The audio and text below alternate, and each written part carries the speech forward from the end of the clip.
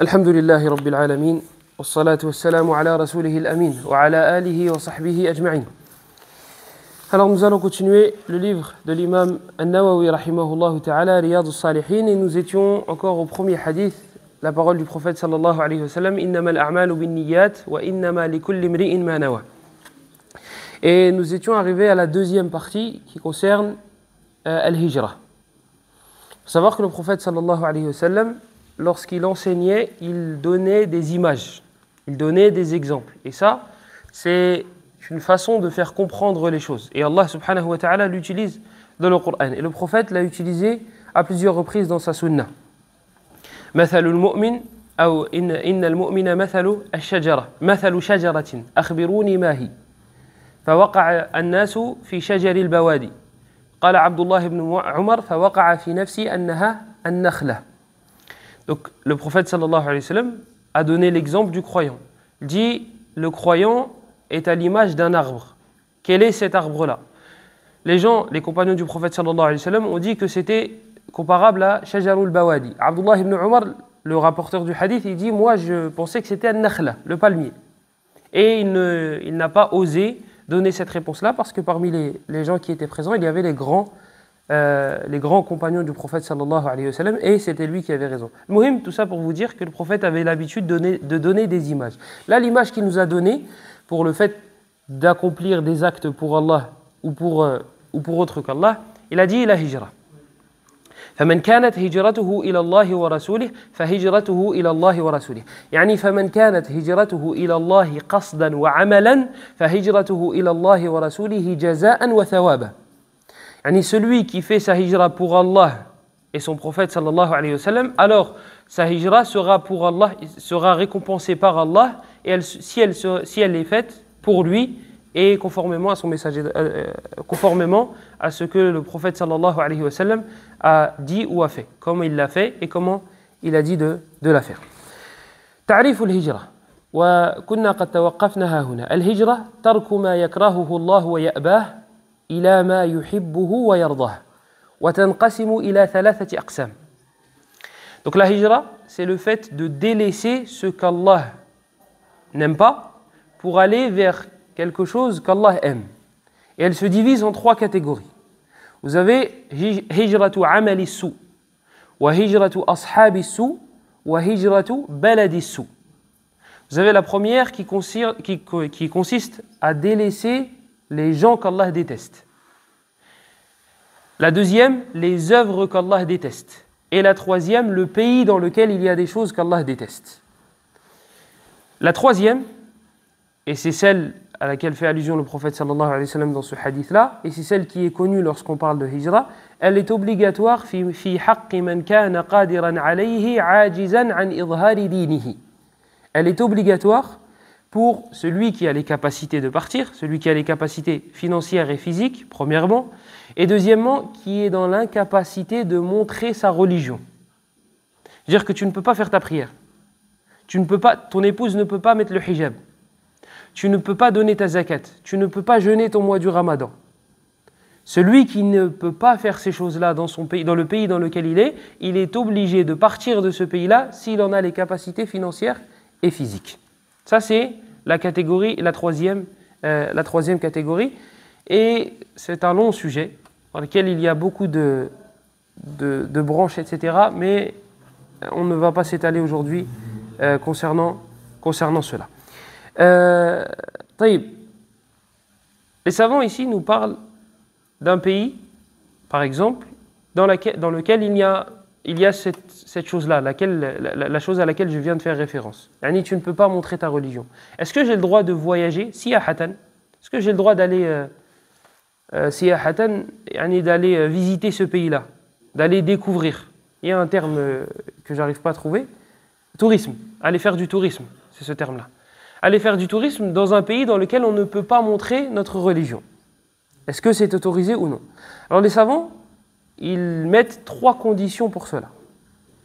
La première, c'est de la science, avec laquelle tu vas combattre les ambiguïtés qui peuvent te parvenir. S'il y a des ambiguïtés, il risque d'y avoir. Et il y a de très fortes chances que des ambiguïtés te parviennent. Alors si tu vas visiter ce pays-là, premièrement, il faut que tu aies de la science pour pouvoir te défendre. La deuxième, ils disent avoir un din qawi, yani une pratique assez forte pour ne pas être influencé. Et la troisième, qu'il y a un besoin. Je vais dans tel pays parce que je dois me faire soigner et je ne peux pas me faire soigner dans le pays dans lequel je suis. Vous savez, Cheikh Muqbil, rahimahullah, un des grands savants du Yémen, à la fin de sa vie, il était malade. Il avait une maladie, je crois, qui touchait son estomac, et je crois que c'était un cancer. Et vous savez, au Yémen, ce n'est pas le pays le plus riche du monde, loin de là. Et donc, ils l'ont emmené aux États-Unis. Il a été en Arabie Saoudite, ils sont venus le chercher, etc., etc. Et ils ont essayé de le soigner, il est rentré au pays, et il fallait qu'il parte aux États-Unis. Et donc, il a été aux États-Unis pour se faire soigner. Et ses élèves qui racontent, ils disent qu'il était malade. Et malgré cela, il donnait des cours. Et il répondait aux questions. Et quand il entendait, une fois il a entendu quelqu'un dans son état, il a entendu dire Inch'Allah. Vous savez, quand on fait de dua, il y en a, il a dit Inch'Allah. Il a dit là, on ne dit pas Inch'Allah, on dit Amin dans les duas. Et là, il y a un hadith du prophète sallallahu alayhi wa sallam dans le Bukhari Muslim. Donc même dans cet état-là, il faisait da'wa muhim. Il est rentré au pays, au Yémen, et il est retombé malade. Il a dit, je préfère mourir que de retourner là-bas. Je préfère mourir que de retourner là-bas. Et vous savez pourquoi nous, on ne comprend pas ce genre de choses? Parce que le fasad, lorsque tu es habitué à voir des mauvaises choses, ça y est, ça devient normal. Mais quand c'est exceptionnel, regardez l'état dans lequel on est lorsqu'on revient de la Umrah. Quand on voit les cheveux d'une femme, on est choqué. On ratterrit, on se dit, ah oui, c'est vrai. Alors que là-bas, c'est quasi impossible. Pourquoi? Parce que ça y est, tu as commencé à t'habituer, à t'imprégner des coutumes. C'est devenu normal pour toi le hijab, niqab, etc., etc. Et quand tu reviens ici, ça devient normal de voir des cheveux, et j'en passe. Et j'en passe. Bien, c'est cette chose-là qui est très néfaste pour le cœur, cette chose qui est le fait de s'habituer aux choses qui sont haram, et c'est très néfaste pour le cœur. طيب هناك مسألة أخرى ولعلنا لا نحتاج إليها كثيرا c'est البقاء وهي البقاء للدعوة. Est-ce qu'il est autorisé de rester dans un pays comme je vous ai décrit pour appeler à Allah? Mais c'est un sujet dont a besoin certaines personnes. أفراد من الناس. Donc, je ne vais pas rentrer dans les détails. Les savants disent qu'il est autorisé pour quelqu'un qui va appeler à Allah de rester dans un pays dans lequel il y a ce que je vous ai cité précédemment. On est incapable de montrer notre religion, etc. Eh bien, il est quand même autorisé pour ce genre de personnes de rester. Pourquoi? Les prophètes qui ont été rejetés par leur peuple, Allah ne leur a pas ordonné de sortir de leur village ou ou bien de leur peuple. Ils sont restés pour appeler à Allah et ils ont patienté et ils devaient y rester. Pourquoi? Pour répandre la vraie religion d'Allah. Eh bien, ils disent que les du'at, ceux qui appellent à Allah, sont les héritiers. Et donc, ils se doivent de patienter et de rester et de répandre le khir qu'Allah leur a permis d'apprendre. طيب الحديث الثاني في حديث عائشة رضي الله عنها قالت قال رسول الله صلى الله عليه وسلم يغزو جيش الكعبة فإذا كانوا ببيداء من الأرض يخسف بأولهم وآخرهم قالت عائشة رضي الله عنها يا رسول الله كيف يخسف بأولهم وآخرهم وفيهم أسواقهم ومن ليس منهم قال صلى الله عليه وسلم يخسف بأولهم وآخرهم ثم يبعثون على نياتهم والحديث في الصحيحين. Le deuxième hadith, le prophète sallallahu alayhi wa sallam nous informe qu'une armée va attaquer la Mecque, va attaquer la Kaaba, pardon. Une armée va attaquer la Kaaba pour la détruire. Et qui est-ce qui a été le premier à avoir construit la Kaaba? Ibrahim alayhi salam. وإذ يرفع إبراهيم القواعد من البيت مع من؟ Ismaïl alayhi salam. Regardez, le verset là que je vais vous citer, Cheikh Abdul Aziz ibn Baz rahimahullah, quand il l'expliquait, il pleurait. وإذ يرفع إبراهيم القواعد من البيت وإسماعيل ربنا تقبل منا إنك أنت السميع العليم أفضل بقاع الأرض مع أفضل الناس ومع ذلك ماذا يقول لربه ربنا تقبل منا إبراهيم يقول هذا إبراهيم يقول تقبل منا يا سبحان الله. Regardez, ici dans ce verset-là, Allah il nous dit que Ibrahim alayhi salam construisait, bâtissait la Kaaba avec son fils Ismaïl, deux prophètes. Sachant que Ibrahim, c'est le meilleur des prophètes. À ce moment-là, il n'y a personne de meilleur que lui. Il n'y a personne. Et même après la venue de Mohammed sallallahu alayhi wa sallam, il n'y a eu que Mohammed sallallahu alayhi wa sallam qui l'a dépassé en degrés. Donc Ibrahim, il a une makana qui est énorme. Regardez, même les Arabes, à l'époque de Quraysh, ils s'affiliaient à Ibrahim. Ils disaient, nous on est sur la religion d'Ibrahim. Tellement Ibrahim, il a mis tout le monde d'accord. Tout le monde s'affiliait à Ibrahim. Isa alayhi salam, les Juifs, ils disent que c'est l'enfant d'une prostituée. Wa hasha lillah. Wa hasha. Ils l'ont insulté. Les chrétiens, ils ont dit c'est le fils d'Allah. D'autres, ils disent c'est Allah. Donc, Isa alayhi salam, mukhtalafun fihi. On diverge entre les communautés. Moussa alayhi salam, les chrétiens ne le considèrent pas comme un prophète. Donc, pareil, on diverge sur lui. Ibrahim, toutes les communautés l'aiment. Tout le monde. Tout le monde l'aime. Donc, c'est le meilleur des prophètes. Après notre prophète, sallallahu alayhi wa sallam. Il est avec une des meilleures personnes qui est sur terre. Ismaïl. Dans le meilleur endroit. Pour accomplir une des meilleures adorations, et malgré cela, qu'est-ce qu'il dit? Ya Allah, accepte de nous. Ya Allah, accepte de nous. Ibrahim, il dit Ya Allah, accepte de nous. Mais qu'est-ce que nous, on devrait dire? Combien de fois on devrait le dire par jour? Et voilà pourquoi le Cheikh Abdelaziz Ibn Baz, lorsqu'il expliquait ce verset-là, il pleurait.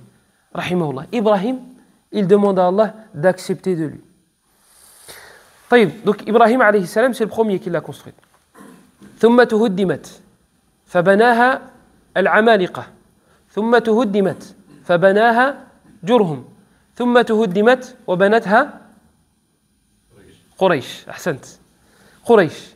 Donc elle a été détruite plusieurs fois. وهذا جاء عند الحاكم من حديث علي بن أبي طالب رضي الله عنه. Donc elle a été détruite plusieurs fois, elle a été reconstruite. Et puis la dernière fois, elle a été faite par Quraysh.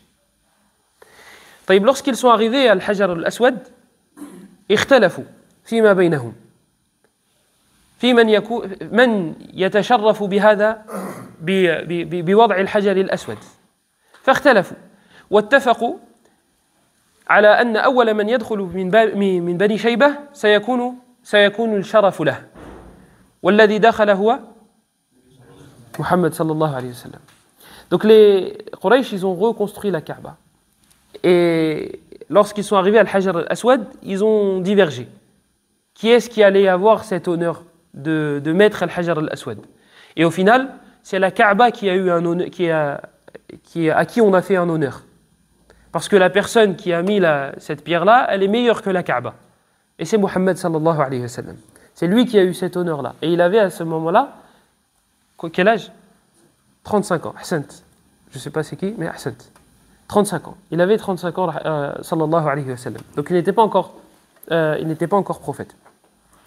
Donc, le prophète sallallahu alayhi wa sallam nous informe qu'il y a un jaysh qui va attaquer la Kaaba une nouvelle fois. Il nous dit فَيُخْسَفُ بِأَوَّلِهِمْ وَآخِرِهِمْ. Ils seront engloutis du premier jusqu'au dernier. بِبَيْدَاءَ مِنَ الْأَرْضِ الْبَيْدَاءَ الْأَرْضُ الْوَاسِعَةِ. Donc ce sera sur une terre qui sera vaste. Il y aura beaucoup de personnes. Il y aura énormément de personnes. Baïda, يعني واسعة. كما قال الشيخ ابن عثيمين رحمه الله في شرحه لرياض الصالحين. En général, lorsque je ne vous cite pas la source et que je vous dis il y a 3 catégories, il y a 2 catégories, c'est que c'est Cheikh Ibn Uthaymin qui cite ces choses-là. C'est le Sharh al-Mu'tamad de base. Donc tout à l'heure, je vous ai parlé des conditions de safar, etc., etc. C'est Cheikh Ibn Uthaymin rahimahullah pour ceux qui veulent retourner à l'explication. Et il y a une partie qui a été traduite en français. Donc, Bibayda min al-ard, ça veut dire que ce sera une terre qui sera vaste. Et ils seront engloutis du premier jusqu'au dernier. Aïcha, jazaha Allahu khayran wa radiyallahu anha. Qu'Allah la récompense et soit satisfait d'elle. Qu'est-ce qu'elle a dit? Comment ça? Kayfa yukhsafu bi awwalihim wa akhirihim? Comment ils seront anéantis, engloutis du premier jusqu'au dernier? Wa fihim aswaquhum wa man laysa minhum. Alors qu'il y a parmi eux des gens qui n'ont rien fait. Pourquoi je dis qu'Allah soit satisfait d'elle? Parce qu'on a eu plus de science grâce à elle. Maintenant, on sait pourquoi ils vont être engloutis du premier jusqu'au dernier, alors qu'il y a parmi eux des gens qui n'ont rien fait. Il y a un savant qui a écrit, je ne me rappelle plus du titre, qui a écrit un livre qui parle de toutes les fois où Aïcha radiyallahu anha, elle a dit au prophète, non mais comment ça se fait? Comment ça se fait? Et ça, comment ça se fait? Non, ça c'est pas possible. Elle a dit à des compagnons. Des compagnons, ils disaient, le prophète a dit. J'ai entendu le prophète dire. Aïcha dit non. Elle dit non, c'est pas possible. Elle dit, moi je vous traite pas de menteur. Elle dit, mais elle dit, mais peut-être vous vous êtes trompé, peut-être vous avez mal entendu. Alors que c'est des hadiths que plusieurs compagnons rapportent. Et c'est elle, radiyallahu anha, qui s'était trompée. Comme par exemple, lorsqu'elle dit, celui qui vous dit que le prophète sallallahu alayhi wa sallam a uriné debout, ne le croyez pas. On a des hadiths, on en a plusieurs. Hudayfa radiyallahu anhu, il était avec le prophète sallallahu alayhi wa sallam. Et il dit, il était avec moi, il l'a fait. Mais elle a fait selon ce qu'elle a vu. Le prophète, il était avec elle à la maison, donc il n'avait pas besoin de faire ses besoins debout. Mais lorsque tu es en bataille, ou bien tu es dehors en voyage, c'est peut-être pas pareil. Et plusieurs fois comme ça. Innal mayyita la yu'adhabu bima niha alayhi. Le mort est châtié à cause des lamentations de ses proches. Aïcha a dit non, c'est pas vrai. Elle a dit c'est pas vrai. Taïb, Omar il rapporte ce hadith-là. Elle a dit oui, mais peut-être il s'est trompé. Oui, mais il y en a 6 ou 7 qui rapportent ce hadith-là. Donc oui, Omar il peut se tromper, il peut mal entendre. Mais Abdullah ibn Omar aussi rapporte le hadith. Anas aussi rapporte le Malik. Hafsa rapporte le hadith aussi. 7 qui se trompent, c'est peu probable. Donc tout ça pour vous dire, Aïcha radiyallahu anha, elle avait cette façon de faire, c'est qu'elle disait au prophète, non, ça je comprends pas. Ça, je suis pas d'accord, mais voilà, ça, il faut que tu m'expliques. Et de là, on va en tirer une chose. C'est qu'il est autorisé de demander la sagesse concernant une chose. Et toi, tu vois que quelque chose est haram. Ou bien que cette chose-là, elle ne l'est pas, et ça t'étonne. Tu peux demander la sagesse. Je veux dire, tu peux m'expliquer ça là? Allah, il l'a rendu haram. Mais est-ce qu'on a trouvé une sagesse? Est-ce que les savants ont trouvé une sagesse? Et là, la réponse, elle ne sera pas forcément explicite. Parce qu'il y a des choses, on a des réponses. Il y a des choses, on n'a pas de réponse. Il y a des choses, Allah, il nous a dit pourquoi. Des choses, Allah, il ne nous a pas dit pourquoi. Et là, il ne faudra pas commencer à fouiller, à chercher. Ouais, non, mais ça veut dire qu'on n'accepte pas. Là, non. Là, on dépasse les limites. Mais sache que dans toutes les choses qu'Allah a ordonnées ou interdites, il y a une sagesse derrière. C'est impossible qu'il n'y ait pas de sagesse. Wa huwa al-hakim al-alim. Et regardez, lorsque les anges ont su qu'Allah allait faire une nouvelle créature. Donc il y avait avant nous, donc eux ils ont fait un qiyas, ils ont fait une analogie. Lorsqu'Allah a dit qu'il allait faire une nouvelle créature, qu'est-ce qu'ils ont dit? قالوا أتجعل فيها من يفسد فيها ويسفك الدماء. Est-ce que tu vas mettre sur terre des gens qui vont semer le désordre, le trouble et faire couler le sang? Eux ils ont fait une analogie avec qui? Avec les djinns. Parce que les djinns, c'est ce qu'ils ont fait. Lorsqu'ils étaient répandus sur terre, etc., ils ont fait couler le sang et il y avait du fasad, du désordre, etc. Donc eux, ils ont fait une analogie. Taïb, Allah, qu'est-ce qu'il leur a dit? Qala inni a'lamu ma la ta'lamu. Il dit, moi, je sais ce que vous ne savez pas. Il leur a expliqué? Non, mais en fait, la sagesse, c'est ça, c'est ça, c'est ça. Il leur a pas expliqué. Mais est-ce qu'il leur a reproché leur question? Non. De là, les savants du tafsir, ils en ont tiré la chose dont je vous ai parlé précédemment. C'est qu'on a le droit de demander la sagesse. Mais tu n'auras pas forcément la réponse. Toi, tu as une base de données. Tu sais qu'Allah, il est sage. Tu sais qu'Allah, il fait les choses avec sagesse, par sagesse. Ça, tu le sais. Maintenant, la question, c'est est-ce que je vais trouver la sagesse ou non? C'est ça. Mais en tout cas, il y a une sagesse. Il y a une sagesse. La question qui revient toujours, c'est quoi? C'est pourquoi les hommes, ils ont le double des femmes dans l'héritage. C'est quoi la sagesse? Et si tu réponds pas, lisanu halihin, l'état de, tu vois en elle, ouais, mais peut-être il n'y a pas de sagesse, ouais, mais peut-être c'est injuste. Là, il y a une sagesse, il y a des sagesses. Peut-être que nous, on ne les connaît pas. Et peut-être qu'on en connaît une partie. وغابت عنا يعني كما قال القائل علمت شيئا وفاتتك أشياء. Peut-être qu'on sait une chose, mais qu'il y a plusieurs choses qui nous sont passées. Regardez comme le fait de dormir à droite et non pas à gauche. Ibn al-Qayyim, rahimahullah, il dit que si tu dors à gauche, la sunna c'est de dormir à droite. Si tu dors à gauche, tu écrases ton cœur. Donc là, on a trouvé la sagesse. Imaginez-vous, on n'avait pas trouvé la sagesse. Est-ce qu'on dormirait quand même? Ou bien les médecins, ils te disent, bah, c'est mieux de dormir à gauche. Qu'est-ce que tu vas faire? Tu vas délaisser la sunna et tu vas dire, oui, mais t'as vu, il a dit. Comme le chercheur allemand, qui avait, comme Afwan, dans un pays qu'on ne va pas citer, un de nos pays, il a dit qu'il fallait cacher les hadiths de Sahih al-Bukhari parce que c'est la honte. Certains hadiths, c'est la honte. Comme quoi? Comme le hadith de Dhubab, hadith de la mouche. Le prophète sallallahu alayhi wa sallam, il nous dit que si la mouche tombe dans le récipient de l'un d'entre nous, ben qu'il la trempe entièrement. Pourquoi? Parce que dans une aile, il y a un poison et dans l'autre, il y a son remède. Eux, ce Bani Adam, pour ne pas être vulgaire, il a dit il faut cacher ce genre de texte. Et quand un chercheur allemand, qui n'était pas musulman, s'est converti parce qu'il a trouvé que cette information-là était vraie, là les musulmans à l'unisson. Ah, vous avez vu, notre prophète, il l'a dit il y a 1400 ans. Pourquoi à ce moment-là seulement? Je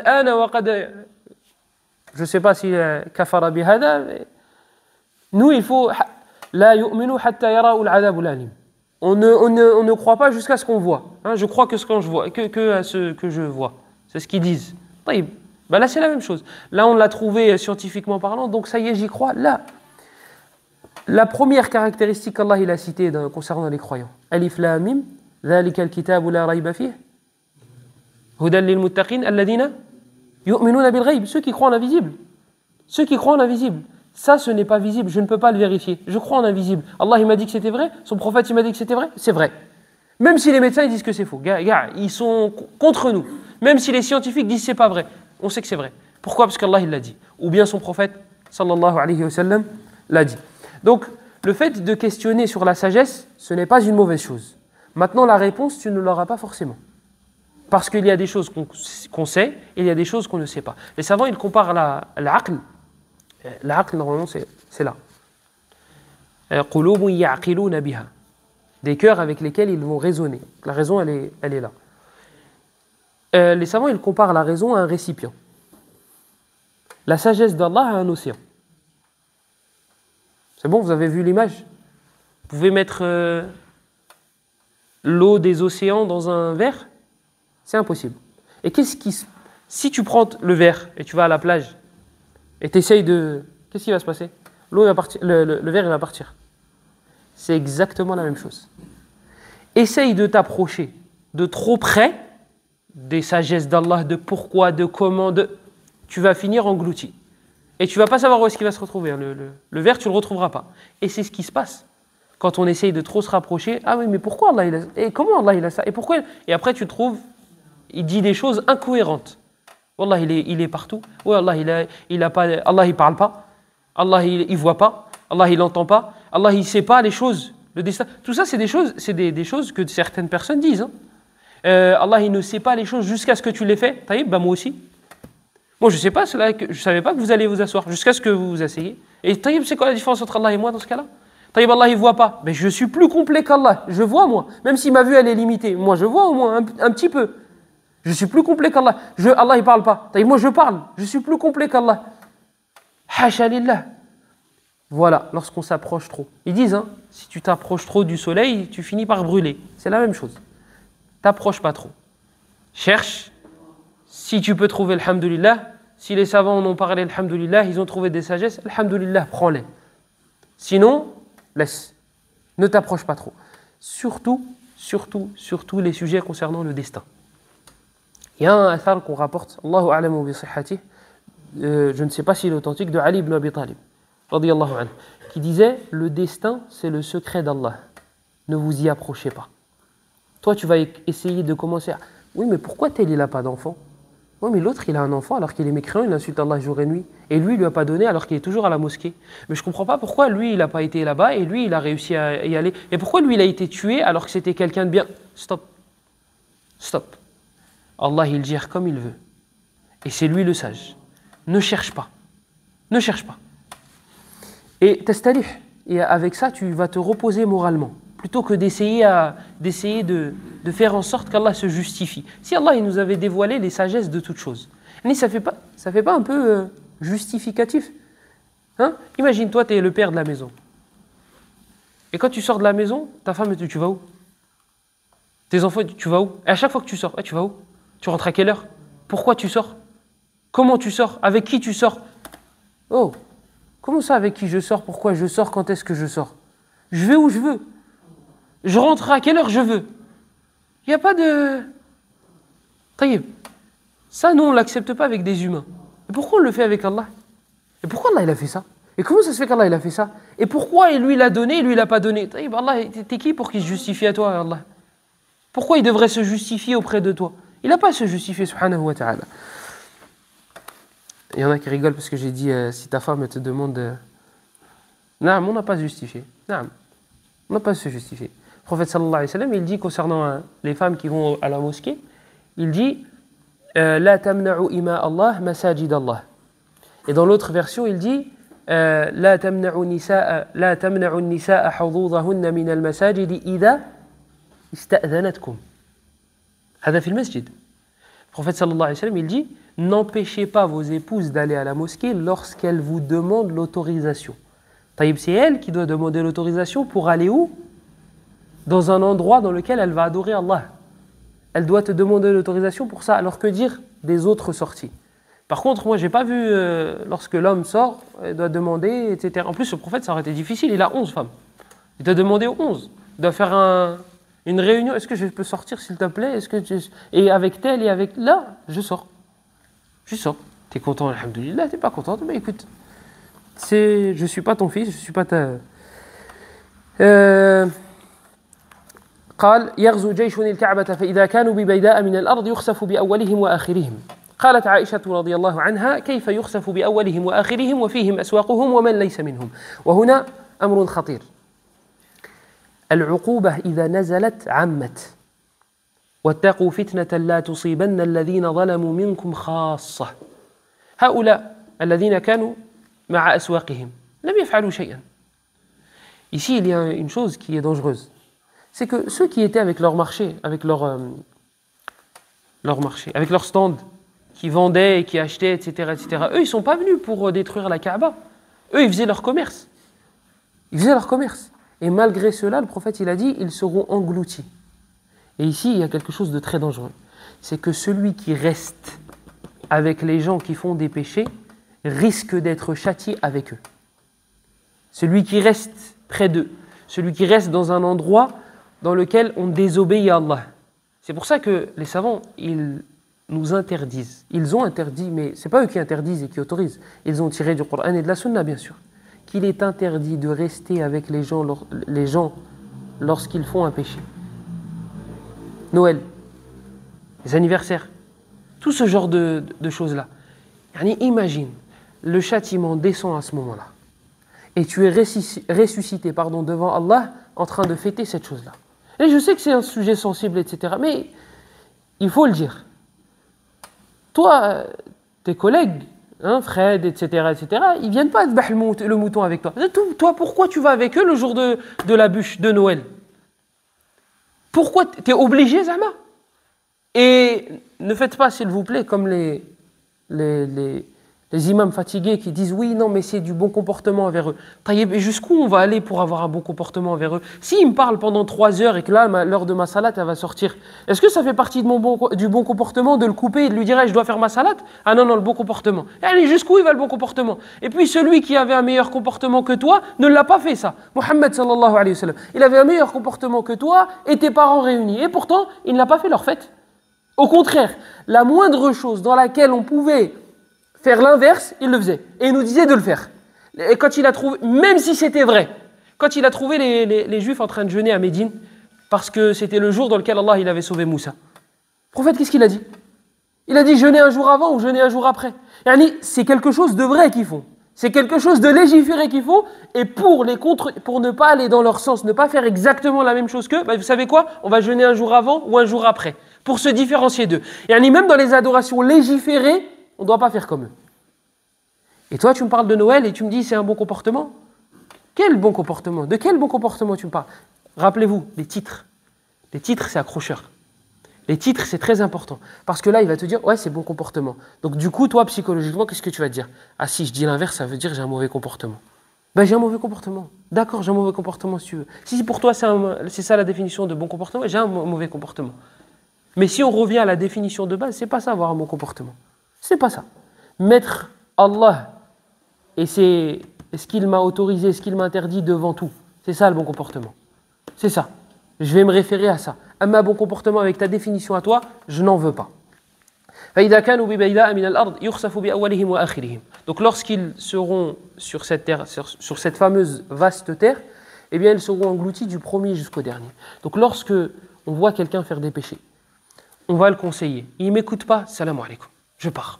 Je ne reste pas avec. Et je ne dis pas, ouais mais c'est son problème.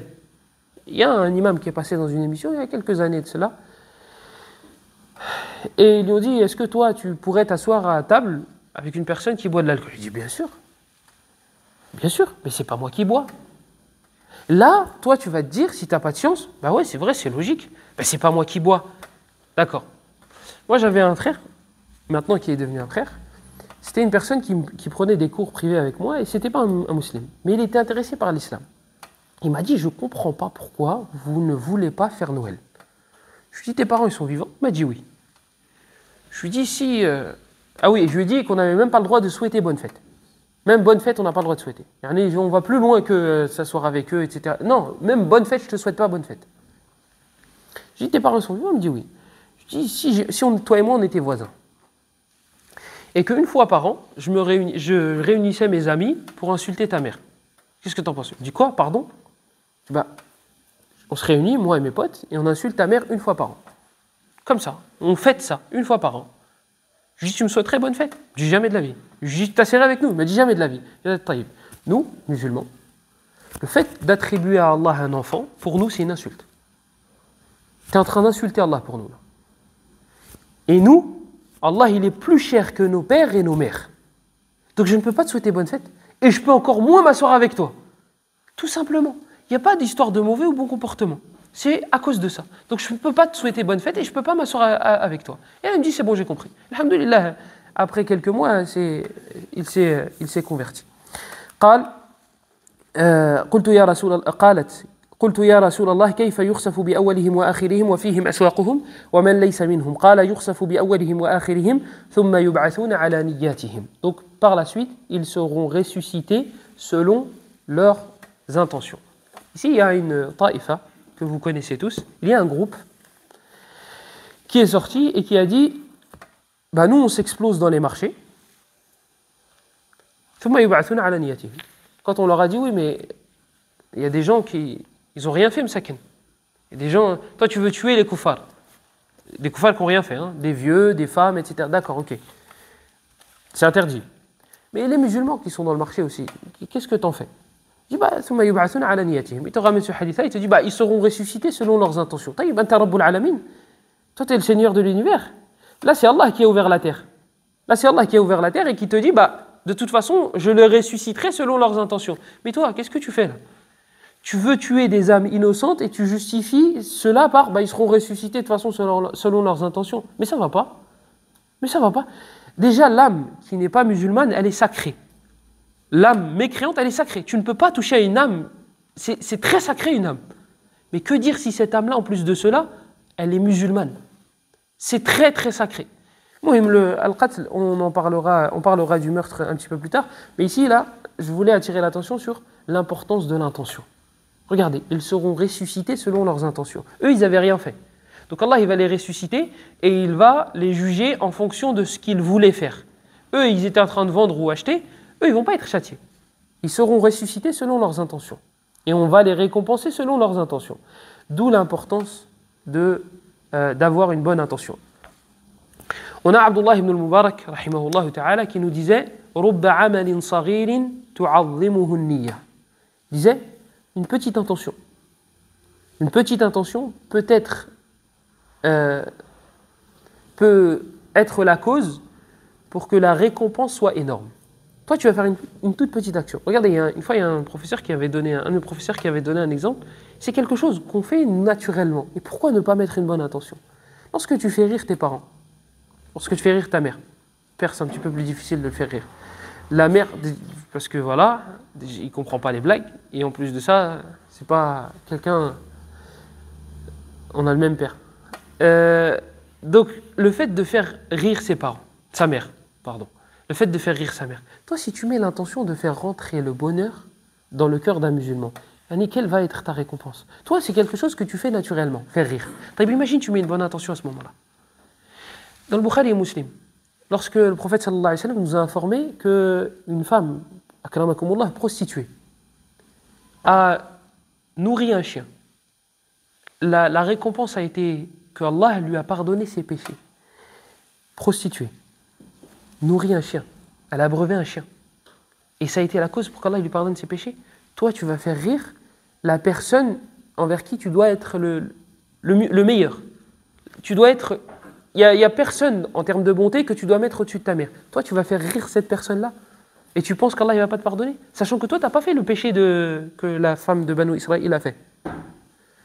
غفر لامرأة مومسات مرت بكلب على رأس ركي يلهث قال وكاد يقتله العطش فنزعت خفها فأوثقته بخمارها فنزعت له من الماء فغفر لها بذلك. طيب, et si toi tu donnes de l'eau à ta mère, elle a donné de l'eau à un chien, et elle, son péché à elle, c'était la fornication, mais c'était son métier. Elle le faisait peut-être plusieurs fois par jour. Toi, tu n'as pas fait ces péchés-là. Toi, ton degré de désobéissance n'a pas atteint ce niveau-là. Et là, tu vas nourrir quelqu'un de meilleur qu'un chien. Tu vas nourrir ta mère. Que dire si ta mère, elle est croyante en plus de cela? Tu vas nourrir quelqu'un, tu vas abreuver quelqu'un qui est une personne musulmane. Taïb, qu'est-ce que tu en penses? Tu achètes l'eau pour chez tes parents. Tu dis à ta mère et à ton père, vous avez l'interdiction d'acheter de l'eau. C'est moi qui vous ramène. Et toi, par semaine, tu leur ramènes... et s'il y a des réserves, ma'alish, c'est pas grave, gardez en réserve. Imagine-toi cette action qui est insignifiante à nos yeux. C'est quoi un pack d'eau? Un et quelques? 1 euro? Allez, vas-y, 1,50 €. Vas-y, gars, on va prendre large. 1,50 €. Qu'est-ce que ça va te coûter 1,50 €? Est-ce que ça va réduire de ton argent? Voilà pourquoi Abdullah ibn al-Mubarak dit ça. Peut-être qu'une œuvre va être toute petite à tes yeux, mais elle va être immense grâce à l'intention que tu vas mettre. ويقول عمر بن ذر رحمه الله تعالى ربما قيل لإبراهيم التيمي تكلم فيقول ما تحضرني نية. Ibrahim al-Taymi faisait partie des savants, des premières générations. Et des fois, on lui disait, vas-y, parle, fais un rappel, exhorte les gens. Il disait, oui, mais je n'ai pas d'intention particulière. J'arrive pas à trouver une intention à mettre. Donc lui, s'il n'avait pas une intention particulière à mettre, il se taisait. Rahimahullah. Ibrahim al-Taymi, ah non, c'est pas lui. C'est un autre. Je vais quand même vous la raconter. C'était une parenthèse. Ibrahim ibn Adham, rahimahullah, ils sont à peu près de la même... Ils ont à peu près le même âge. Ibrahim ibn Adham, il n'est pas loin d'Ibrahim al-Taymi. Ibrahim ibn Adham, une fois, il passait et il y avait un juif qui passait avec son chien. Et le juif, pour provoquer Ibrahim, qu'est-ce qu'il lui dit? Il sait qu'Ibrahim, c'est un exemple. Il sait qu'Ibrahim, c'est... Donc il va le piquer. Il lui dit, à ton avis, ya Ibrahim, la salive de mon chien, elle est plus pure que ta barbe? Ou bien ta barbe, elle est plus pure que... Qu'est-ce qu'on aurait fait, nous? Espèce de... Comme Aïcha, radiyallahu anha, quand des juifs sont passés, ils ont dit, Assalamu alayka ya Muhammad. Ils ont dit que la mort soit sur toi, ya Muhammad. Aïcha, qu'est-ce qu'elle a répondu? Wa alaykum assam ya ikhwan al-qiradata wal khanazir. Elle a dit que la mort soit sur vous, ô vous les frères des cochons et des singes. Le prophète, il a dit, Mahlan ya Aïcha. Il a dit, doucement, ya Aïcha. Elle a dit, mais t'as pas entendu ce qu'ils ont dit? Il a dit, si, j'ai entendu. Il dit, Allah va me répondre. J'ai dit, wa alaykum. Allah va me répondre lorsque moi j'ai invoqué contre eux, mais il ne va pas leur répondre à eux lorsqu'ils ont invoqué. C'est tout, l'histoire elle s'arrête là. Mais Aïcha, radiyallahu anha, elle était jeune. Et vous savez que lorsqu'on est jeune et qu'on a un certain âge, c'est pas la même chose. La harara qu'on a, c'est pas la même. Le fait d'être tout le temps sur la défensive et d'être chaud. Bon, après, il y a des personnes âgées qui sont aussi tout le temps sur la défensive et qui sont tout le temps chauds. Donc, Ibrahim ibn Adham, qu'est-ce qu'il lui dit? Il lui dit, si ma barbe, elle finit avec moi au paradis, alors ma barbe, elle est plus pure que la salive de ton chien. Si par contre, elle finit avec moi en enfer, alors la salive de ton chien est plus pure que ma barbe. Ah, subhanallah. Comment on peut réagir de cette manière-là? Une fois, j'ai cité ce affaire-là sur le minbar pour parler de la modestie. D'accord? J'ai cité ce affaire-là et j'ai cité d'autres textes. Il y a un papa, il est venu me voir à la fin de la khutbah, c'était pas ici, hein. Et il m'a dit, pourquoi tu parles mal des chiens? Et moi, je savais pas de quoi il parlait. J'ai pas du tout pensé à ce récit-là. Je dis, attends, comment ça, je parle bien mal des chiens? Et j'ai perdu tous mes moyens. Pardon, qu'est-ce que... Elle me dit, oui, tu parles mal des chiens, tu as le récit là, que tu as cité là, avec la salive. Je dis, mais qu'est-ce que tu me racontes? En quoi j'ai mal parlé des chiens? Et puis, est-ce que tu as trouvé un verset dans lequel Allah il fait les éloges des chiens? Mais je pense qu'il doit avoir son petit chien à la maison. Et que quand j'ai cité ce récit-là, il a dû se dire, ah ouais, il parle mal de mon chien, qui, voilà, ça. À mon avis, c'est ça. Mais subhanallah, tu n'as retenu que ça de la khutbah. Sachant que la khutbah, ce n'était pas du tout sur les chiens aslan. C'est juste à ce moment-là que j'ai cité le mot chien. C'est tout. Et lui, il a retenu ça de la khutbah, il est venu me voir après, il a pris le temps de venir et de me dire, ah, tu parles mal des chiens. Je lui dis, est-ce que tu as vu qu'Allah il parlait en bien des chiens dans le Coran? Il me dit, tu as vu, est-ce qu'il en parlait en mal? Bah, je lui dis, bah oui. Il me dit, bah où? Je dis, bah dans Surat Al-A'raf. Il me dit, quel verset? Je dis, lis Surat Al-A'raf tout à la fin et tu verras. Et Allah, il a comparé les chiens, il a comparé, quelle comparaison il a donnée lorsqu'il parle des chiens? Est-ce qu'il en parlait de manière positive ou non? Et tu verras. Allah ajib. Et des gens, ils sont... Le ridicule, le dicton, il est vrai. Le ridicule ne tue pas. Le ridicule ne tue pas. Tout à l'heure, dans la khutbah, peut-être que la personne qui a fait ça est là. Tant pis. J'ai reçu une feuille qui me dit, je travaille à 14h. Barakallahu fik, merci pour ta compréhension. Et Soudimt, je lis la feuille, je dis peut-être j'ai mal lu, je vais recommencer, je vais relire. Et là, il y a plus de 1000 personnes devant. Il y a plus de 1000 personnes. Moi, je vais pénaliser toutes ces personnes-là pour toi. Mais je ne comprends pas. Alors, il y a moins d'une semaine, on me dit de bloquer l'Aïcha à 23h. Et là, maintenant, on me dit, la khutbah, tu ne dépasses pas 14h. Mais les frères, je vais vous proposer un truc. Venez, on fait de l'Fajr jusqu'au Aïcha à 14h30. Moi, j'ai fini de manger à midi, vers 14h30, c'est bon.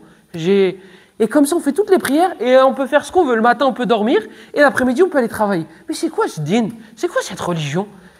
Le Aïcha, on le bloque à 23h. La khutbah, on ne dépasse pas 14h. Et l'Asr. Et si demain, il y en a un, il vient voir, moi, c'est 13h50. Bah, attends, il y a 13h50, c'est. Et l'autre, 13h40. C'est 13h40. Je vais monter, je vais faire une alhamdulillah et je vais redescendre et. Ya subhanallah. Le ridicule ne tue pas. Tu ne peux pas te dire, je vais aller voir mon patron, je vais lui dire de décaler. Moi, j'imagine le quotidien de ce genre de personnes. Toi, tu vas voir le gars au métro, tu vas tout devant. Tu vois, il rentre pas, il va voir le gars au métro qui conduit. T'as vu? Là, tu es en retard. Tu as 5 minutes pour arriver. Il va pas le faire. Chauffeur de bus. S'il s'arrête trop longtemps, il va pas te dire, vas-y, démarre. Il va pas le faire. Imam à la mosquée, mon frère, tu as vu, 14h, moi je travaille. Donc, s'il te plaît, tu dépasses pas les 14h. C'est étonnant. C'est très étonnant. Mais moi, ça en devient drôle. C'est même plus. Au début, c'est énervant. Mais après, tu dis c'est drôle. Vas-y, tu veux l'Aïcha? Tu veux à quelle heure, toi, l'Aïcha? Le Maghreb? Le Fajr? Non, c'est bon? C'est bon. Subhanallah. Mais c'est à cause des amateurs qui se mettent devant et qui facilitent la religion à tout le monde. Et après, quand t'en as un qui vient et qui dit, non, les gars, venez, on suit la religion d'Allah. Et tu dis, celui-là, il est dur. Mais il est dur. Rappelez-vous des titres. C'est pas grave. Laissez les titres. Il est dur, laisse. De toute façon, nous, ce qui nous intéresse, c'est la réalité de la chose. Devant Allah, est-ce que cette personne-là, elle était réellement dure ou pas? C'est ça qui nous intéresse. Mais les titres, comme je vous ai dit, les non-musulmans, ils pensent qu'on est des terroristes et des barbares. Est-ce que ça fait de vous des terroristes et des barbares? Non. C'est alors que j'ai dit à un frère, il me dit oui, est-ce qu'on a le droit d'utiliser ce terme-là? Je dis, moi, laisse les termes. La réalité de la chose, est-ce qu'elle te dérange? La réalité de la chose. Je dis, moi, si le frère était pas très gros. Je lui dis, si je te dis t'es gros, est-ce que tu vas être gros? Non. Ça va pas changer la réalité de la chose. Donc laisse les titres. Tu veux dire je suis gros? Allez, je suis gros. Donc tu veux dire je suis dur? Dis je suis dur. Mais allez, c'est pas grave. طيب يقول زبيد رحمه الله أحب أن يكون لي في كل شيء فيه نية حتى في طعامي وشرابي. Il disait رحمه الله, moi j'aime avoir une intention dans toute chose, même lorsque je mange et lorsque je bois. Qu'est-ce que ça veut dire? C'est qu'en gros, lorsqu'il mangeait et lorsqu'il buvait, il mettait l'intention de se renforcer pour obéir à Allah. Et donc, manger et boire devenait l'adoration. Rappelez-vous du athar du compagnon que je vous avais cité. Il disait, moi j'attends qu'Allah me récompense pour mon sommeil, comme pour ma salat. Pourquoi? Parce que lui, lorsqu'il va dormir, il se dit, moi je récupère des forces, je régénère, j'essaye de récupérer des forces pour pouvoir adorer Allah. Lorsque tu manges et que tu bois, dis-toi, là je récupère des forces pour adorer Allah. Bon, ça c'est une porte qu'on va ouvrir pour manger jusqu'à ce que... Waki' ibn al-Jarrah, rahimahullah, c'était quelqu'un de costaud. Et Shafi'i, rahimahullah, il disait, moi j'ai jamais vu quelqu'un de gros réussir. Il dit, sauf Mohammed ibn al-Hassan. C'est pas moi qui le dis, c'est Shafi'i. Ceux qui ont un problème avec Shafi'i, ils vont voir Shafi'i. C'est pas moi qui l'a dit. En plus, moi, je suis mal placé pour critiquer les personnes fortes. Waki' ibn al-Jarrah, un des professeurs de l'imam Ahmed, il était comme ça. Ils lui ont fait la remarque. Ils lui ont dit, t'as vu, maintenant, t'es un imam. T'es devenu un savant. Refouchouya, tu vois. Mange un peu moins. Qu'est-ce qu'il a dit? Il a dit, je suis tellement content d'être devenu musulman que je me goinfre, que je mange beaucoup. Il dit, en fait, c'est pour exprimer ma joie. Donc, si tu veux exprimer ta joie et justifier le fait que tu es en surpoids, il dit, c'est parce que je suis content d'être musulman. قال ابن أبي عدي رحمه الله صام داود ابن أبي هند 40 سنة لا يعلم به أهله كان يحمل معه غداءه فيتصدق به في الطريق. Et parmi les choses étonnantes qu'on trouve dans les intentions, on a le récit de Daoud ibn Abi Hind rahimahullah ta'ala. Il a jeûné pendant 40 ans. 40 ans et sa famille ne le savait pas. Donc sa femme qui lui faisait le repas à midi, elle lui passait, lui il sortait avec, il lui disait pas moi je vais manger dehors ou là je vais manger avec. Il le prenait, il sortait, et il le donnait en aumône pendant 40 ans. 40 ans et sa famille ne le savait même pas. Est-ce que vous imaginez? Nous en fait on raconte le moindre détail, la moindre chose on la raconte. C'est pas négatif, c'est pas forcément négatif. Mais concernant les adorations, laisse une porte secrète entre Allah et toi. Il y a quelque chose que personne ne sait. Personne ne sait. On a demandé à Mohamed Soubaïd, c'est un des, je crois qu'il s'appelle comme ça, un des imams de la Mecque qui est mort il n'y a pas longtemps. Ils lui ont dit combien de Coran tu lis par jour? Combien de pages du Coran tu lis par jour? Il a rigolé, il a dit mais si je vous dis tout ce que je fais, qu'est-ce que je vais laisser entre Allah et moi? La porte secrète, l'adoration que je vais laisser que pour Allah, c'est laquelle? Salat al-jama'a, par exemple, al-isha, al-fajr, etc. Tu ne peux pas la cacher. Tu la fais en groupe et tu ne vas pas la cacher aslan. Mais il y a des adorations, tu n'es pas obligé de le dire. Tu n'es pas obligé de le dire. Et aujourd'hui, avec les réseaux sociaux, Wallahi, tara ajaban, tu vois des choses étonnantes. Il prend son téléphone, il filme la personne à qui il va donner. Et ensuite, il donne et il dit t'inquiète, ne me remercie pas. Mais comment ne me remercie pas? Tu es en train de filmer.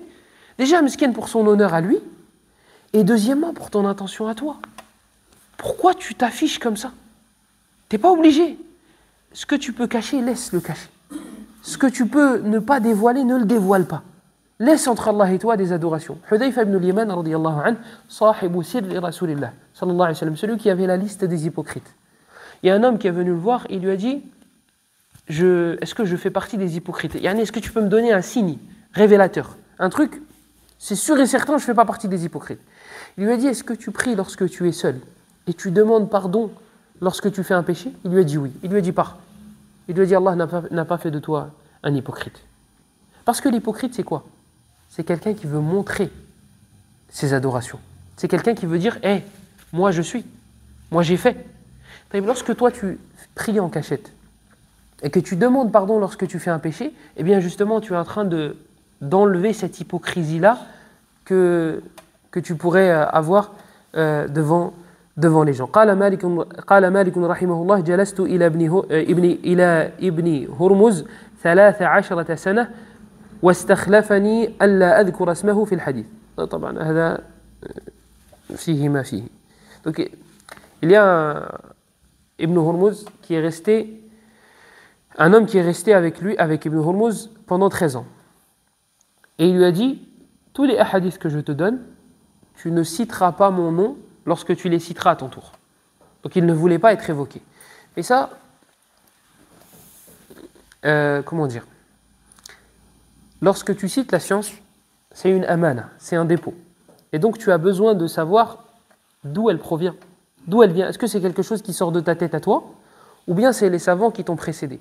Donc si on devait enlever les noms, ce serait problématique. Regardez, par exemple, dans le Coran, et je finirai sur ça, on a Tabbat yada abi lahabin wa tab. Ma aghna anhu maluhu wa ma kasab. Sayasla naran dhata lahab wa imra'atuhu. Limadha lam yusammiha? Dans Surat Al-Masad, Allah il nous parle de Abu Lahab. Il nous dit qu'il sera en enfer. Et il a dit Abu Lahab. Il a dit son nom. T'as vu son épouse? Il n'a pas dit son nom. Comment ça se fait? Chez les Arabes, c'était pas quelque chose de forcément positif de citer le nom de son épouse devant tout le monde. C'était pas forcément quelque chose de... Bon, après, il faut pas exagérer. Nous, pas tous, mais nous, dans certains coins, en tout cas moi, quand j'allais en Algérie, ils disaient Hachak. Non, c'est pas, on parle pas d'un animal non plus. Et quand il citait le nom de sa femme, il disait Hachak. Non, c'est pas non plus cet extrême-là, non. Mais c'était pas quelque chose de forcément positif de citer son nom, le nom de son épouse devant tout le monde. C'est pas quelque chose de haram. Mais Mimma bil adab, il ne faisait pas ça. Et regardez, Allah il l'a fait avec la femme d'un mécréant, de la tête de la mécréance même, Abu Lahab. Il n'a pas cité son nom. Pourquoi? Parce que justement, c'était... Par contre, il a cité Abu Lahab. Ici, il y a un petit... dans le tafsir, ils disent Abu Lahab, comment on appelle ça? Abu, et après il y a un nom. Comment on appelle ça? Une kunya. Les Arabes, lorsqu'ils citaient la kunya de quelqu'un, c'était pour l'immensifier. Pour lui donner de l'importance, il l'appelle Abu Fulan. Allah, il immensifie Abu Lahab. Les savants ont donné trois réponses. Ibn Juzay, rahimahullah, il le cite dans son tafsir Al-Tashil, les Ulum et Tanzil. Moi, ce tafsir-là, il me fait peur. Pourquoi? Parce qu'il ramène comme ça des problèmes, et des fois je me dis, imagine, tu ne comprends pas la réponse. Le problème va rester dans ta tête. Et une fois, c'est arrivé. Et j'ai dû appeler un de mes professeurs, je lui ai dit, s'il te plaît, sauve-moi. Donc il a cité trois réponses. Donc comme ça, là, il y a trois réponses. Comme ça, s'il y en a une que vous n'avez pas comprise, au moins il y en aura deux autres. Et si vous n'en avez pas compris deux, il y en aura une. Et si vous ne comprenez pas les trois, tant pis pour vous. La première, c'est que Abu Lahab, sa kunya, cet homme-là était plus connu via sa kunya, était plus connu via sa kunya qu'autre chose. Donc si on avait dit Abdul Uzza, il y a très peu de personnes qui auraient compris que c'était lui à qui on faisait allusion. Donc pour bien que cette personne-là soit ciblée, soit visée, et qu'on comprenne bien que c'est lui qui est voulu dans le verset, on a utilisé sa kunya. Parce qu'il était plus connu via sa kunya, comme Abu Bakr. Abu Bakr, radiyallahu anhu, c'est quoi son prénom? Sa kunya, ça. C'est quoi le prénom d'Abu Bakr? Abdullah ibn Abi Quhafa. La kunya le prénom d'Abu Huraira? Abdurrahman. Là, si je vous dis, le hadith est rapporté par Abdurrahman ibn Sakhr. Je ne connais pas celui-là. C'est Abu Huraira. Et si je vous dis, le rapporteur de ce hadith-là, c'est Abdullah ibn Abi Quhafa. Mais c'est qui celui-là? C'est Abu Bakr. C'est des gens qui étaient connus via leur kunya et pas via leur prénom. Et bien Abu Lahab, c'est la même chose. Si on avait dit Abdul Uzza, c'est qui celui-là? Alors qu'Abu Lahab, tout le monde sait c'est qui. Il y a des gens qui sont connus via leur prénom mais pas via leur kunya. Omar ibn Khattab, c'est quoi sa kunya? Abu Hafs. Masha'Allah. Abu Hafs. مسألة الكنية, il y a des choses à dire. La kunya du prophète sallallahu alayhi wa sallam, Abu al-Qasim sallallahu alayhi wa sallam. Donc Abu Lahab, il était connu via sa kunya. Voilà pourquoi Allah l'a appelé Abu Lahab. La deuxième réponse, c'est que dans son prénom, dans son vrai nom, il y a un problème. Abdul Uzza, le serviteur de l'Uzza. Il y a un problème. Et donc Allah, il ne va pas dire Abdul Uzza. Normalement, ce qui vient après Abd, c'est Allah. Abdullah, nos frères des Africains. Abdoulaye. Laï, c'est pas un nom d'Allah. Abdullah. Ou Abdurrahman. Pas Abdoulaye. Abdullah. Et la troisième raison, je ne me souviens plus, tout simplement. La première, c'est qu'il était connu via cette kunya-là. C'est le munasaba. Comme je n'avais pas prévu de parler de ça, je risquais de ne pas m'en rappeler. Le munasaba, la concordance. Al-Lahab, ça fait référence au... Al-Lahab, c'est quoi? Le feu, c'est ça. Le feu, les flammes. Et là, on parle du fait qu'il va être châtié. Et donc, ça va en concordance. C'est une histoire d'éloquence. Ça va de pair. Tu t'appelles Abu Lahab, tu vas aller dans le Lahab, t'inquiète. Tu vas goûter aux flammes de l'enfer. J'ai dit que j'allais terminer avec quelque chose parce que j'ai fait la femme. Ici, donc, son prénom n'a pas été cité. Les épouses du prophète, on connaît leur nom. Ça contredit ce qu'on vient de dire. Voilà pourquoi j'ai cité ça. Parce que l'homme là qui a dit, le savant qui a dit, ne cite pas mon nom dans les hadiths. Si, on doit. Parce que là, on va devoir vérifier si l'information est bonne ou pas. Et là, on va fouiller dans ta biographie. On va voir si tu as une bonne mémoire, si tu es apte à rapporter des informations. Moi, comment je vais faire pour savoir si cette info est vraie ou elle est fausse? Imagine, on vient te voir, on te dit, ah bah t'as vu, moi, y a pas de... quand je suis sorti de la mosquée, on m'a dit, oui, pendant le ramadan, on m'a dit, ah, c'est bien, t'es de chez nous. Ah bon? Oui, t'es kabyle. Ah, je savais pas. Je savais pas. Je savais pas que j'étais kabyle. Moi, jusqu'à maintenant, je ne sais toujours pas. Et qui est-ce qui t'a dit ça? Ouais, on raconte.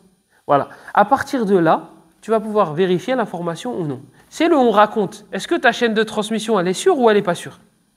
Si tu me dis tel, il a dit, oui, mais tel, il est connu pour être faible. Il est connu pour avoir une mémoire mesquine. Il est connu pour croire en ce qui... Quand il rêve, il a l'impression que c'est la réalité. Ou bien, mesquine, il a des troubles de la mémoire, etc. On va vérifier ton information là. On va vérifier ton information en fonction de la personne qui te l'a rapporté. Lui, on sait que c'est un menteur. Lui, on sait qu'il est fatigué. Lui, on sait que... etc., etc., etc. Donc là, si on ne cite pas le nom de la personne qui nous rapporte l'information, comme là dans le hadith, ça va être problématique.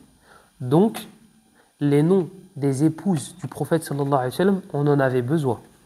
Comme ça, si on a une information, le prophète faisait ça à la maison. Qu'est-ce qui nous le rapporte à une des femmes du prophète? Ah non, on a besoin de savoir.